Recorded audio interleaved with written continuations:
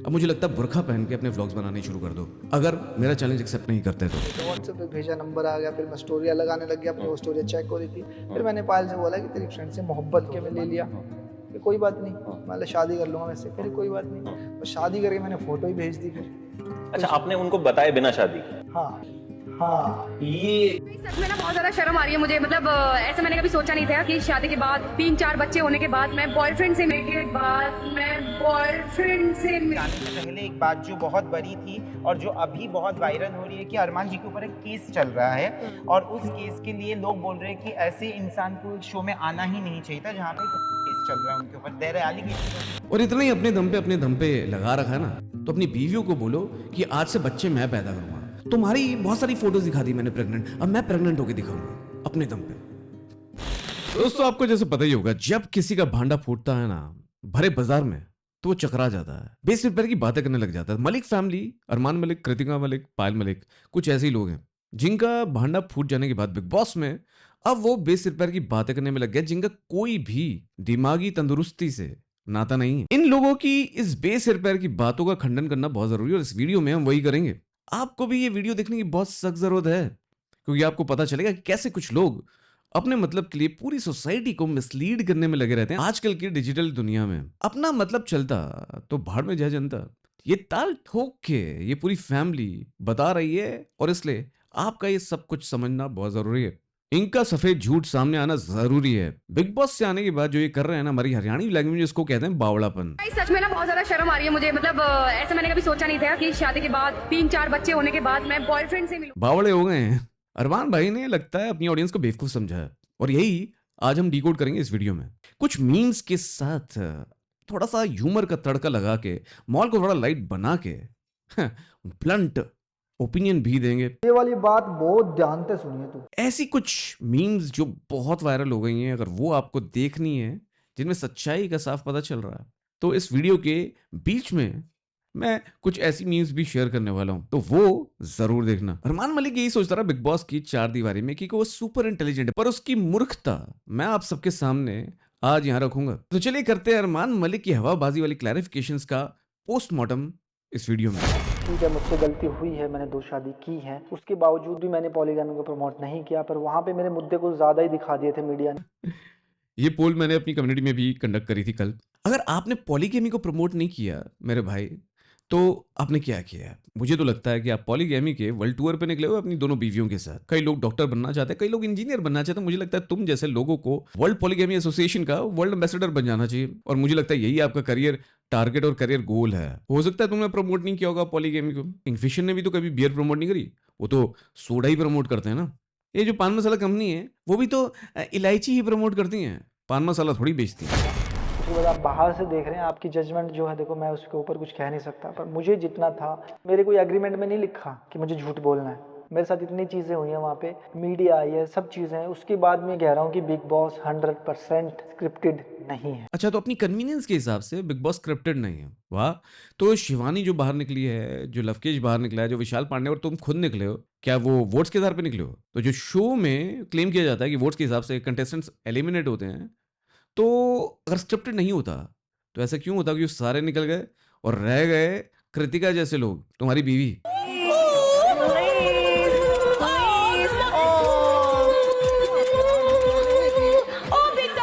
जिसकी समझ उतनी है जितनी आलिया भट्ट की जनरल नॉलेज। तुम्हें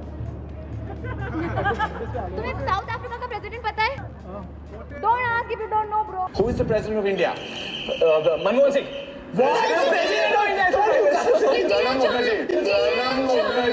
प्रणब मुखर्जी। मुझे लगता है एज ए सेड तुम लोग डिल्यूजनल हो, तुम्हें यही नहीं पता कि स्क्रिप्ट होती क्या है। मेरा भाई जो तुम बोल रहे हो, ऑब्वियसली तुम्हारे पास डायलॉग्स नहीं होते, तुम कोई डायलॉग नहीं पढ़ रहे, पर जो बिग बॉस चाहता है वही होता है और वही स्क्रिप्ट लाई जाती है। इनफैक्ट पूरा जो बाहर वाले का कॉन्सेप्ट था वो स्क्रिप्टेड ही तो था। If they are ensuring, they are controlling कि कौन बाहर जाएगा, कौन नॉमिनेट होगा, तो इससे बड़ा स्क्रिप्ट का उदाहरण क्या होगा?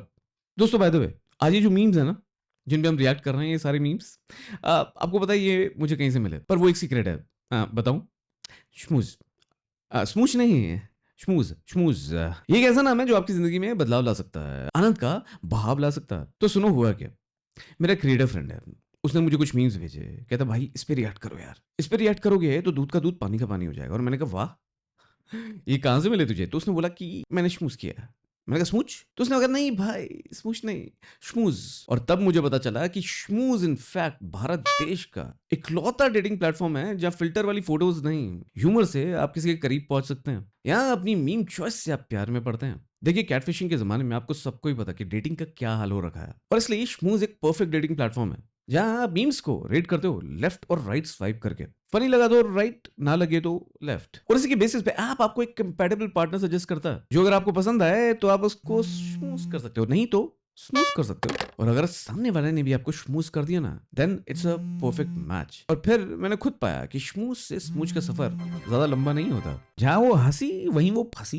देखो, सबके टेस्ट की बात है, बट अगर तुम इंस्टाग्राम पे या फेसबुक पे, ट्विटर पे, डिस्कॉर्ड पे मीम्स देखने के बजाय अब स्मूज पे देखोगे तो वोयरिज्म के साथ थोड़ा डेटिंग शेटिंग भी हो जाएगा ना। और देखो यार, पायल मलिक की तुमने डिवोर्स की वार्निंग तो सुनी है, अरमान मलिक की 2-2, 3-3 बीवियों की बातें तो तुमने सुनी है। ऐसा ना करना पड़े, इसके लिए जरूरत है कि आप एक परफेक्ट पार्टनर चुने। और एक बात बोलूं, ह्यूमर से ज्यादा बढ़िया कोई तरीका नहीं है, क्योंकि जब ह्यूमर मिलता है ना तो आपकी रिलेशनशिप लॉन्ग टर्म जाती है। तो ये 7-8 दिन की कहानी छोड़ो, शॉर्ट टर्म छोड़ो, लॉन्ग टर्म पार्टनर ढूंढो, और वो स्मूथ पे पॉसिबल है। देखो, मुझे तो यही लगता है कि अच्छा ढंग से डेटिंग शेटिंग के बाद ही सीरियस होना चाहिए, क्योंकि शादी और फिर बर्बादी तभी होती है जब आपने ढंग से एक दूसरे की कंपेटिबिलिटी टेस्ट ही नहीं करी। क्या लगता है? तो करो फिर डाउनलोड अभी तुरंत, कि तुम्हारे ह्यूमर वाली किसी और के साथ हंसना पड़े। और आपने देखा ही होगा बॉलीवुड में जितने भी बड़े बड़े सुपरस्टार है गले लगते हैं, अपना साइड हक करते हैं, पर ऐसा हुआ नहीं था। मैंने बहुत अच्छे से देखी है वीडियो। तो वो ये नजरिया है आप लोगों का, कोई वहाँ पे स्क्रिप्टेड तो होता नहीं है, वहाँ एक टेक में सारे काम होते हैं, ये नहीं कि भाई दोबारा टेक करते हैं। तो अपनी सोच को थोड़ा चेंज करो। तो आर यू डिल्यूजनल और व्हाट? मतलब मुझे ये समझ नहीं आता इतना दोगलापन। मतलब रणवीर ने कृतिका को हक किया, किस किया, वो बच्चे की तरह। विशाल पांडे ने किसी के कान में ये कॉम्प्लीमेंट कर दिया कि भाभी सुंदर है इन अ गुड वे, या भैया भाग्यशाली है। तो इस कॉम्प्लीमेंट को किस पैरेलल यूनिवर्स में डेरोगेटरी माना जाएगा? कान में बता सकता हूँ, तू अपने बीच हाँ बस। अब अच्छे वे में बोल रहा हूँ। अरे कुत्ते, अच्छे वे में बोला मैंने। अच्छे लगते हो भाभी, सही बोल रहा हूँ। क्या? मेकअप के बिना ज्यादा अच्छे लगते हो आप। उसके साथ जो तुमने किया और तुम बच निकले, ये भारी दुनिया में नहीं हुआ। खैर समझो, ये तो वैसे ही हुआ है ना, दूर से कोई हेलो भी बोल दे तो तुम उसको ताइक्वांडो की ट्रेनिंग देने लग जाओगे, बिकॉज भाभी को हेलो कैसे कर दिया? हेलो तो राइम करता है बफेलो से।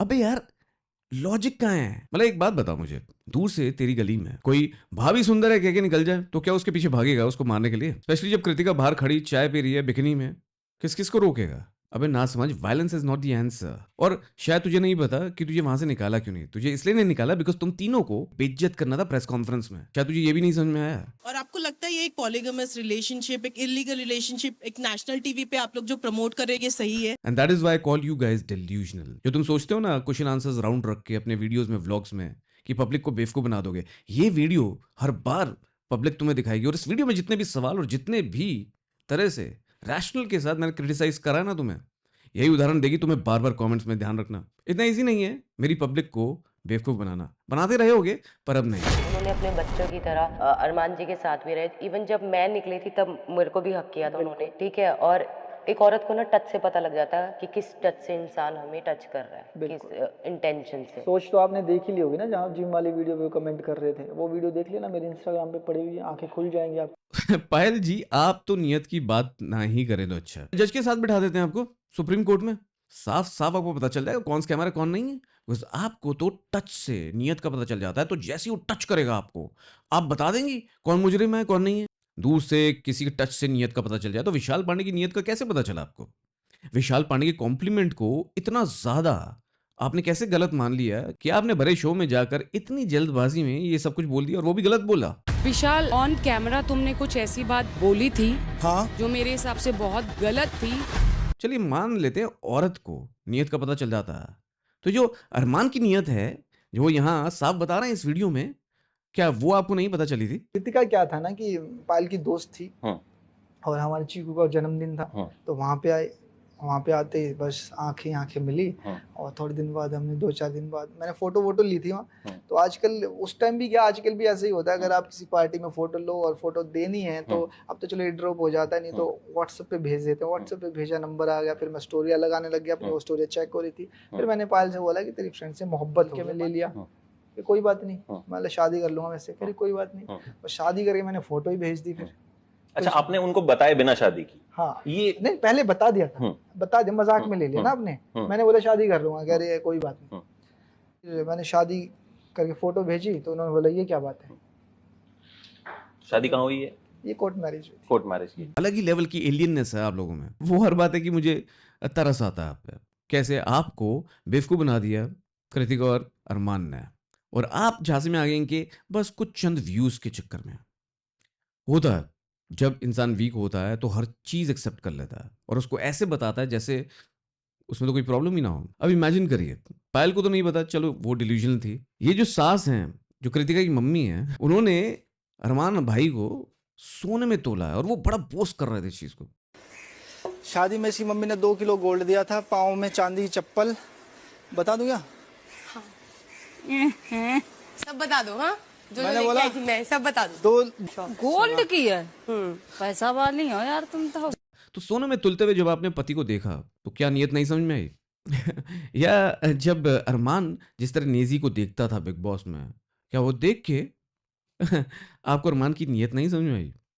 वाह, सही सही सही कहा इस मीम में, जिसने भी बनाई है मीम, कि सास भी देखो यार कैसे खुलेआम बोस कर रही है। बताओ, ये आजकल की सासें।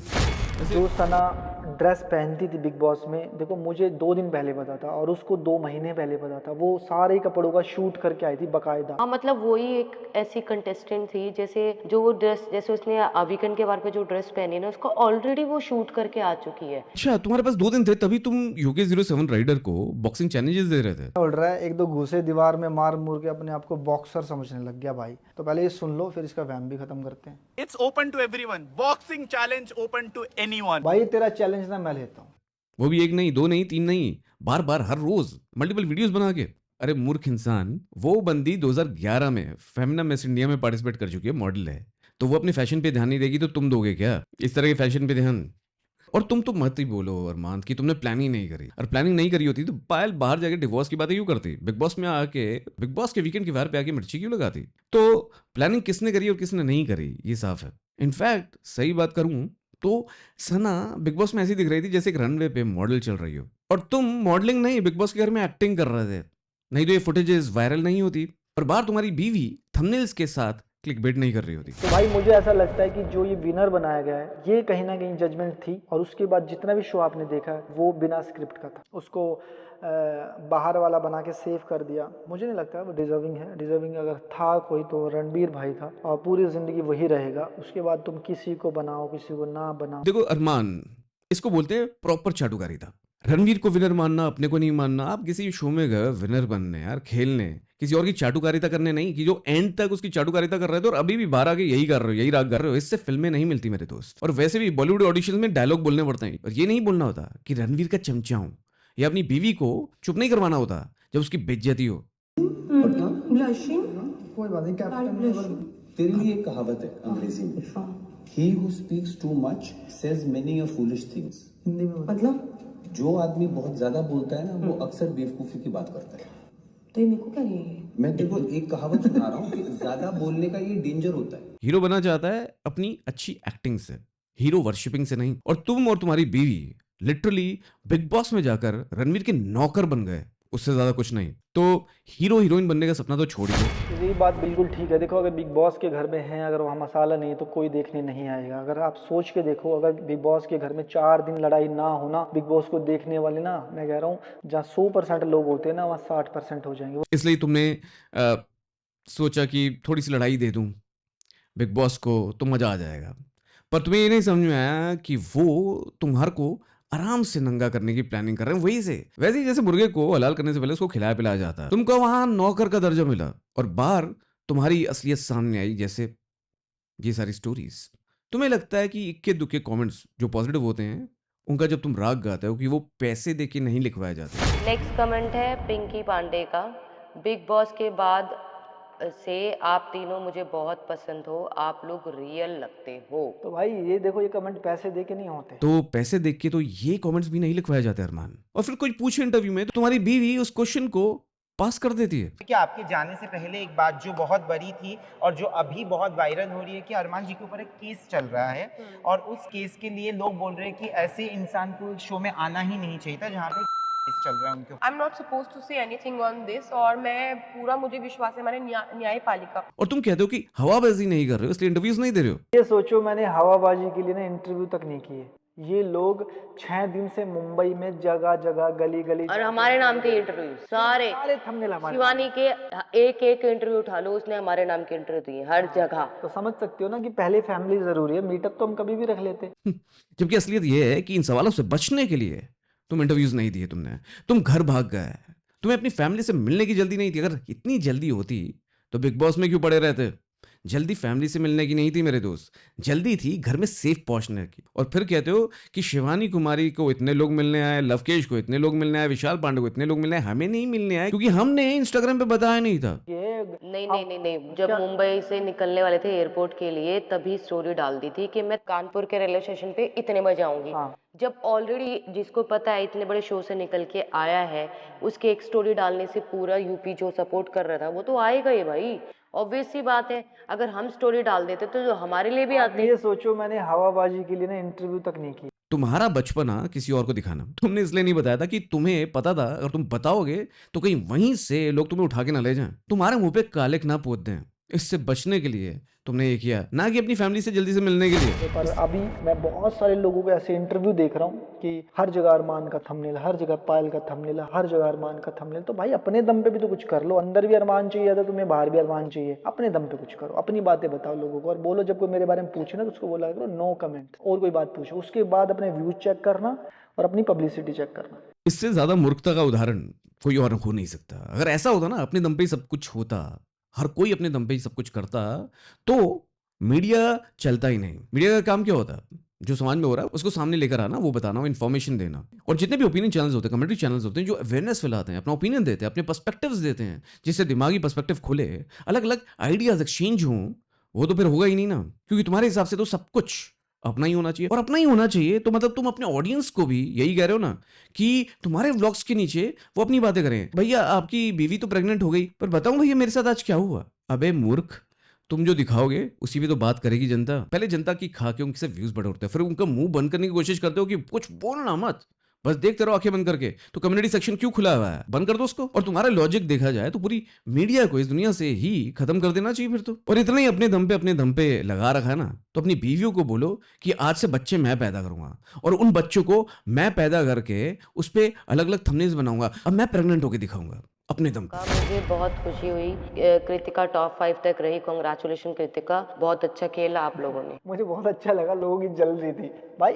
शो उसको टॉप 5 में रख रहा है, तुम्हारी जल रही है, तुम डिजर्विंग नहीं हो। तुम कौन होते हो ये बोलने वाले कि ये डिजर्विंग नहीं है? वहाँ पे भीख यही सबसे बड़ा थप्पड़ है मुंह पे। तुम कौन होते हो बोलने वाले कि ये डिजर्विंग नहीं? उसको बाहर वाला बना के सेव कर दिया। मुझे नहीं लगता वो डिजर्विंग है। वाह भाई वाह, जहाँ कृतिका की बात आई वहां तुम कौन होते हो? शो ने उसको टॉप 5 में रखा, पर जब फाइनलिस्ट की बात आती है या विनर की बात आती है तो वहां तुम्हारे लिए रणवीर विनर है, सना नहीं है। कर दिया। मुझे नहीं लगता वो डिजर्विंग है। डिजर्विंग अगर था कोई तो रणबीर भाई था, और पूरी जिंदगी वही रहेगा। शो ने कृतिका को टॉप 5 में रखा है, तो फिर क्या शो ने सना को विनर नहीं बनाया? ये बात ध्यान में रखना। इससे तुम्हारी हिपोक्रेसी, साफ हिपोक्रेसी और डबल स्टैंडर्ड पता चलता है, दोगलापंती पता चलती है। इतनी साफ हिपोक्रेसी अरमान, बस तुम अपने व्लॉग्स में ये जो सवालों के जवाब देते हो ना, बस वहीं तुम इंटेलिजेंट दिखते हो। पर आओ मेरे पास, मेरे शो में आओ, मेरे पॉडकास्ट में आओ, नया नया शुरू किया है, हिम्मत है तो आओ, मेरा चैलेंज स्वीकार करो, फिर दिखाओ अपनी इंटेलिजेंस। बेटा जब सामने कपड़े उतरते हैं ना तो सारी इंटेलिजेंस धरी की धरी रह जाती है। हिम्मत है तो मेरा चैलेंज एक्सेप्ट करना, नहीं तो आज से नाम तो तुमने संदीप की जगह अरमान मलिक लिख ही लिया है। उस बेचारे अरमान मलिक सिंगर की तुमने करियर की लुटिया डुबो दी है। बेचारा हर बार थोड़े थोड़े दिन बाद ट्वीट करता रहता है, भाई मैं ये नहीं हूं, मैं ये गंदे इंसान नहीं हूं।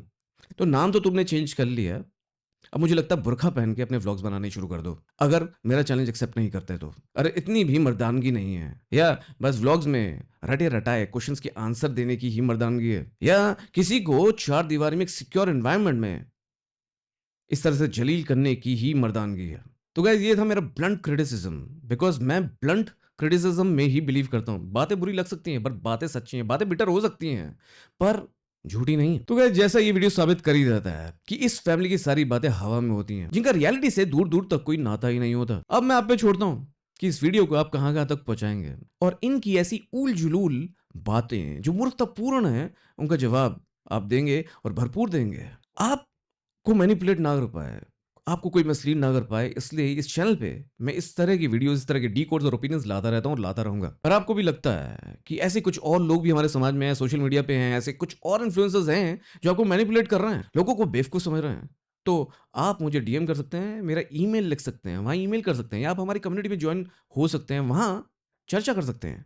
आप हमें बता सकते हैं किन लोगों पे हमारा नेक्स्ट ब्लंट प्रहार होना चाहिए। आपको क्या लगता है इस मलिक फैमिली के बारे में? और अगेन यही बोलूंगा कि इस तरह से 1 शादी, 2 शादियां, 3 शादियां ना करो। जिससे प्यार करो उससे शिद्दत से करो, स्मूथ करो। और हाँ, अगर सब्सक्राइब नहीं किया अभी तक तो कर लो, बेल नोटिफिकेशंस ऑन कर लो, कोई वीडियो मिस ना हो, क्योंकि आपको यहाँ ऐसे सैवेज कंटेंट, ऐसे ही रॉकिंग लॉजिक और रैशनल बैक ब्लंट ओपिनियंस मिलेंगी। तब तक के लिए रिमेंबर, सच कड़वा होता है पर जरूरी होता है। पर अब सच नहीं छुपेगा, अब कुछ नहीं छुपेगा।